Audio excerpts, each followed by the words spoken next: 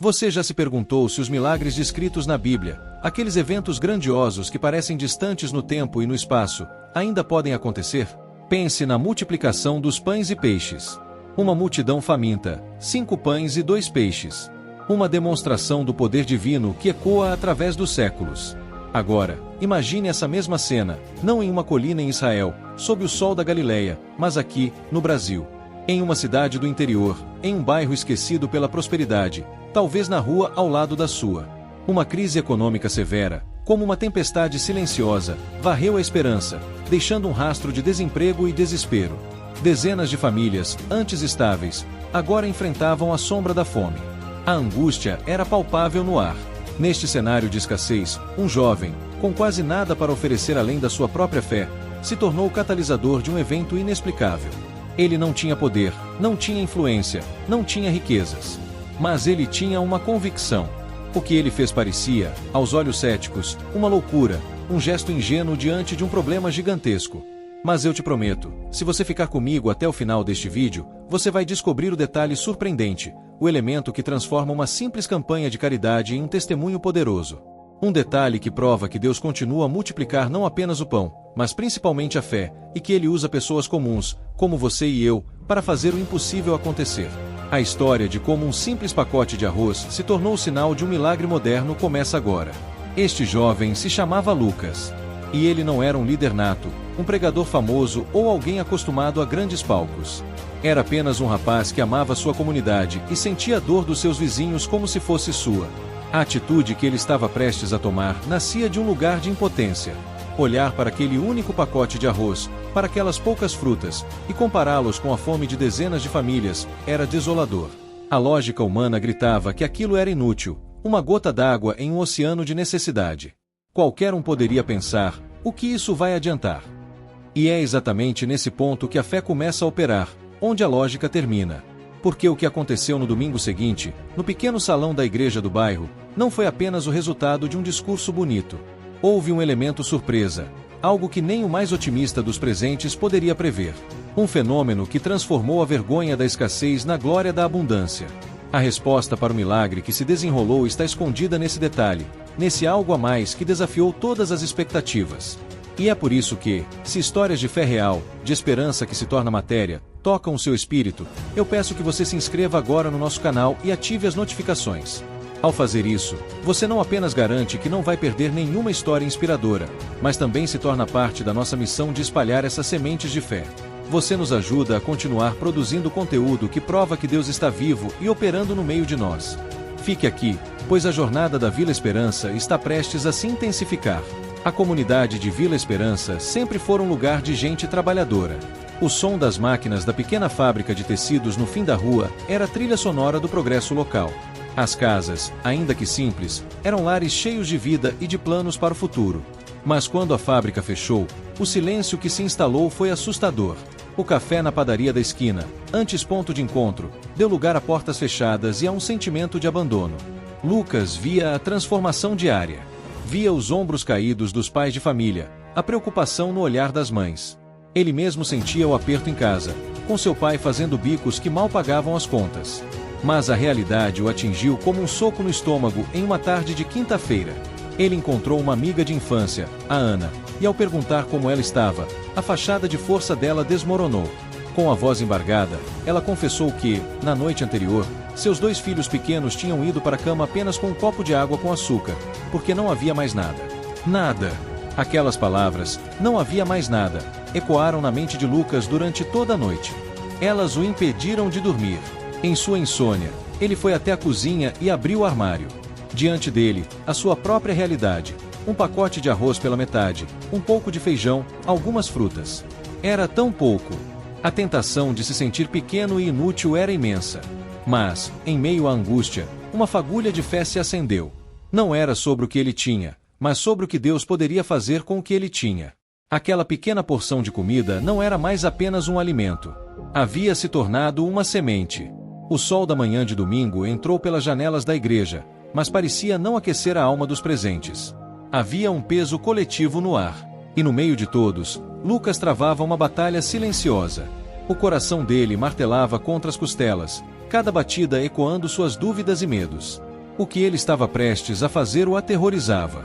Falar em público já era difícil, mas falar sobre algo tão delicado, tão íntimo como a fome, para pessoas que ele conhecia desde criança, era paralisante.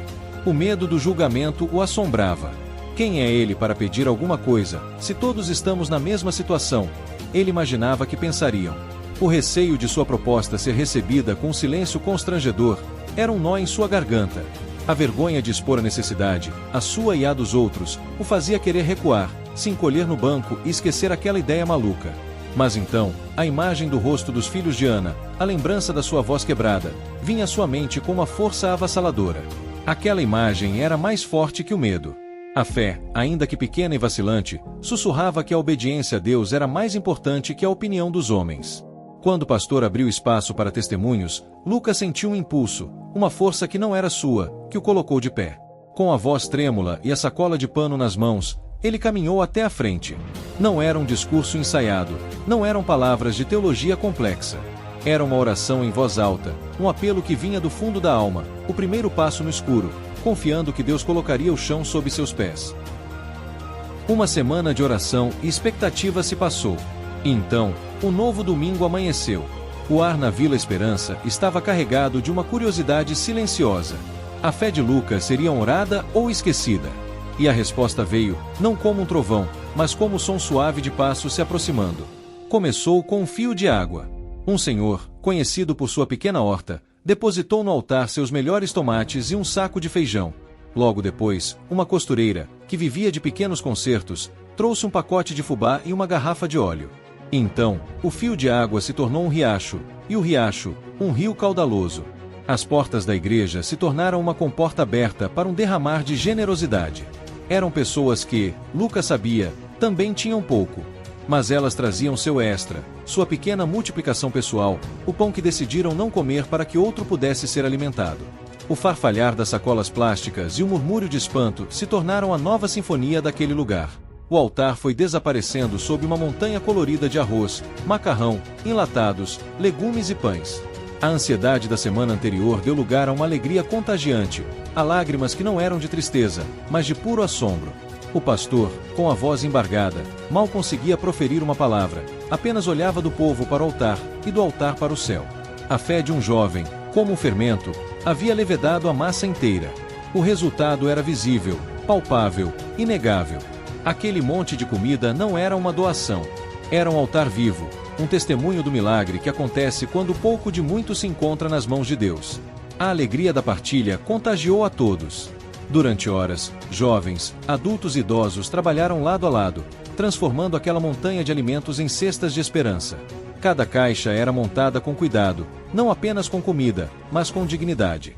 As famílias cadastradas, uma a uma, foram chamadas. O alívio em seus rostos era a recompensa mais imediata. Ninguém saiu de mãos vazias. Pelo contrário, as cestas eram tão fartas que garantiriam a tranquilidade por semanas. A missão parecia cumprida. E foi nesse momento, quando a última cesta foi entregue e um sentimento de dever cumprido pairava no ar, que o verdadeiro milagre se revelou em toda a sua magnitude. Foi quando os voluntários se viraram para arrumar o salão que o silêncio caiu sobre eles. Aquele silêncio de espanto que precede a revelação. Eles olharam para o canto onde as doações haviam sido empilhadas e ficaram paralisados. Não eram apenas algumas sacolas que sobraram. Era uma quantidade absurda, ilógica, de alimentos. O que havia sido distribuído, que já era muito, parecia pouco perto do que ainda restava ali. E aqui está o detalhe, a resposta prometida no início. A sobra não era um mero excedente. Era a abundância.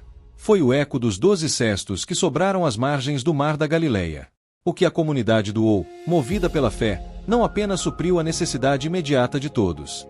Deus havia multiplicado a oferta de tal forma que eles agora tinham o suficiente para criar um banco de alimentos permanente, um estoque comunitário para garantir que, dali em diante, a Vila Esperança nunca mais conhecesse a fome. O milagre não foi apenas dar o peixe, foi criar uma rede de pesca que alimentaria a todos indefinidamente. O que aconteceu na Vila Esperança naquele dia mudou mais do que apenas o conteúdo das dispensas. Mudou corações. A desconfiança deu lugar à união. O isolamento se transformou em comunidade. A Vila Esperança, antes apenas um nome em uma placa, finalmente fazia jus à sua identidade. A grande lição, a moral desta história moderna, é que o milagre de Deus raramente se manifesta do nada. O pacote de arroz de Lucas não se transformou magicamente em 1 tonelada. Mas a sua fé, pequena como um grão de mostarda, foi a faísca que incendiou um campo seco de potencial humano. A fé dele multiplicou a coragem, a empatia e a generosidade de dezenas de outras pessoas. O milagre de Deus hoje tem um rosto humano, mãos humanas, pés humanos. Ele nos usa como seus agentes no mundo, pegando nosso pouco, nosso tempo, nosso talento, nosso recurso, por mais ínfimo que pareça, e o multiplica de formas que nossa mente limitada não consegue compreender. O verdadeiro milagre é a união movida pelo amor e pela fé. Se essa história aqueceu seu coração, se você sentiu um arrepio ou uma lágrima nos olhos, não é por acaso. É o reconhecimento da sua própria alma de que você também foi criado para ser parte de algo maior. Saiba que você foi tocado porque também carrega a semente de um milagre aí dentro, esperando apenas o ato de fé para florescer. Você se sente realizado por ter chegado até aqui? Essa sensação de paz e esperança é o primeiro fruto do milagre. Se a história da multiplicação na Vila Esperança fortaleceu a sua fé no poder da união, você não pode perder nosso próximo vídeo. Nele, vamos contar a história real de como a oração insistente e solitária de uma mãe mudou um diagnóstico médico considerado irreversível. Clique no vídeo que está aparecendo na sua tela agora e continue essa jornada de fé conosco. Que a paz de Deus inunde o seu coração.